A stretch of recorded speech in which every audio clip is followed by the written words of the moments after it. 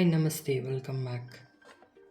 ನಮ್ಮ ಕರ್ನಾಟಕದ ಸ್ಪೆಷಲ್ ಮಾವಿನಕಾಯಿ ಚಿತ್ರಾನ್ನ ತುಂಬಾ ಸಿಂಪಲ್. ಹೇಗೆ ಮಾಡೋದು ಅಂತ ನೋಡೋಣ. ಟೇಸ್ಟ್ ಅಂತೂ ಅದ್ಭುತವಾಗಿರುತ್ತೆ. ಇಲ್ಲಿ ನಾನು ಬಾಣಲಿಗೆ ಒಂದು 6ರಿಂದ 7 ಟೇಬಲ್ ಸ್ಪೂನ್ ಆಗೋಷ್ಟು ಎಣ್ಣೆ ಸೇರಿಸ್ಕೊಳ್ತಾ ಇದ್ದೀನಿ. ಸ್ವಲ್ಪ ಸಾಸಿವೆ, ಒಂದು 6ರಿಂದ 7 ಈ ಥರ ಬೆಳ್ಳುಳ್ಳಿ ಜಜ್ಜಿಟ್ಕೊಂಡಿರೋದು ಹಾಕ್ಕೊಳ್ತಾ ಇದ್ದೀನಿ. ಬೆಳ್ಳುಳ್ಳಿ ಹಾಕಿ ತುಂಬಾ ಚೆನ್ನಾಗಿ ಬರುತ್ತೆ ಈ ಥರ ಜಜ್ಜಿಟ್ಕೊಂಡಿರೋದು. ಒಂದು 10 ಹಸಿಮೆಣಸಿನ್ಕಾಯಿ ಸೀಳಿರೋದು ಹಾಕ್ಕೊಳ್ತಾ ಇದ್ದೀನಿ. ಈ ಥರ ಎಣ್ಣೆಗೆ ಡೈರೆಕ್ಟಾಗಿ ಹಾಕ್ಕೊಳ್ಳೋದ್ರಿಂದ ಖಾರ ಚೆನ್ನಾಗಿ ಬಿಟ್ಕೊಳ್ಳುತ್ತೆ. ನಿಮಗೆ ತುಂಬ ಖಾರ ತಿಂದಿದ್ದವರು ಈರುಳ್ಳಿ ಜೊತೆ ಹಾಕಿ. ಸ್ವಲ್ಪ ಕರಿಬೇವು ಮತ್ತು ಉದ್ದದಾಗಿ ಈ ಥರ ಹಚ್ಚಿರೋ ಈರುಳ್ಳಿ, ಸ್ವಲ್ಪ ಉಪ್ಪು ಹಾಕ್ಕೊಂಡ್ರೆ ಬೇಗ ಬಾಡುತ್ತೆ. ಇದೆಲ್ಲ ಒಂಚೂರು ಚೆನ್ನಾಗಿ ಬಾಡಿದ್ಮೇಲೆ ಸ್ವಲ್ಪ ಅರಿಶಿನ ಹಾಕ್ಕೋಬೇಕು, ಒಂದು 1/4 ಚಮಚದಷ್ಟು.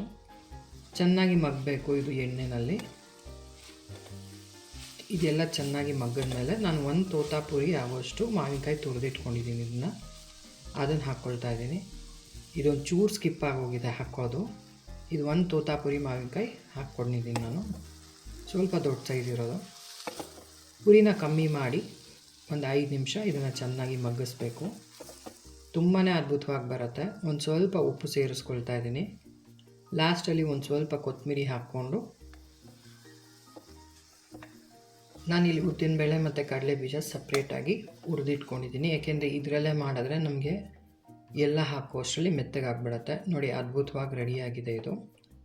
ನಿಮಗೆ ಎಷ್ಟು ಬೇಕೋ ಅಷ್ಟು ಗೊಜ್ಜು ತೆಗೆದಿಟ್ಕೊಂಡು ಸ್ವಲ್ಪ ಬಿಸಿ ಅನ್ನ ಹಾಕಿ ಕಲಸಿದ್ರೆ ತುಂಬಾ ಅದ್ಭುತವಾಗಿ ಬರುತ್ತೆ ರುಚಿ. ಇದರಲ್ಲಿ ಮಕ್ಕಳಿಗೆ ಕೈ ತುತ್ತು ಕೊಟ್ಟರೆ ಅಂತೂ ಇನ್ನೂ ಖುಷಿಯಾಗಿ ತಿಂತಾರೆ. ಈ ಥರ ಮೇಲೆ ಕಡಲೆ ಬೀಜ ಮತ್ತು ಉದ್ದಿನಬೇಳೆನ ಹಾಕ್ಕೊಂಡು ಸ್ವಲ್ಪ ಉಪ್ಪು ಸೇರಿಸ್ಕೊಳ್ತಾ ಇದ್ದೀನಿ ಅನ್ನಕ್ಕೆ. ಉಪ್ಪು ಈ ಥರ ಮೇಲೆ ಹಾಕೋದ್ರಿಂದ ನಿಮಗೆ ಈರುಳ್ಳಿ ತುಂಬಾ ಉಪ್ಪು ಹೀರ್ಕೊಳ್ಳಲ್ಲ. ಚಿತ್ರಾನ್ನ ತುಂಬಾ ಚೆನ್ನಾಗಿ ಬರುತ್ತೆ, ಪರ್ಫೆಕ್ಟಾಗಿರುತ್ತೆ. ತುಂಬಾ ಸಿಂಪಲ್ ಆಗಿದ್ರೂ ತುಂಬಾ ಟೇಸ್ಟಿಯಾಗಿರುತ್ತೆ. ನಮ್ಮ ಕರ್ನಾಟಕದ ಸ್ಪೆಷಲ್ ಆದ ಮಾವಿನಕಾಯಿ ಚಿತ್ರಾನ್ನ. ವಿಡಿಯೋ ಇಷ್ಟ ಆಗಿದ್ರೆ ದಯವಿಟ್ಟು ಲೈಕ್ ಮತ್ತು ಸಬ್ಸ್ಕ್ರೈಬ್ ಮಾಡಿಕೊಡಿ. ಪೂರ್ತಿ ವಿಡಿಯೋ ನೋಡಿ ಸಪೋರ್ಟ್ ಮಾಡಿ. Thank you for watching my video. ಮುಂದಿನ ವಿಡಿಯೋದಲ್ಲಿ ಖಂಡಿತ ಸಿಗೋಣ.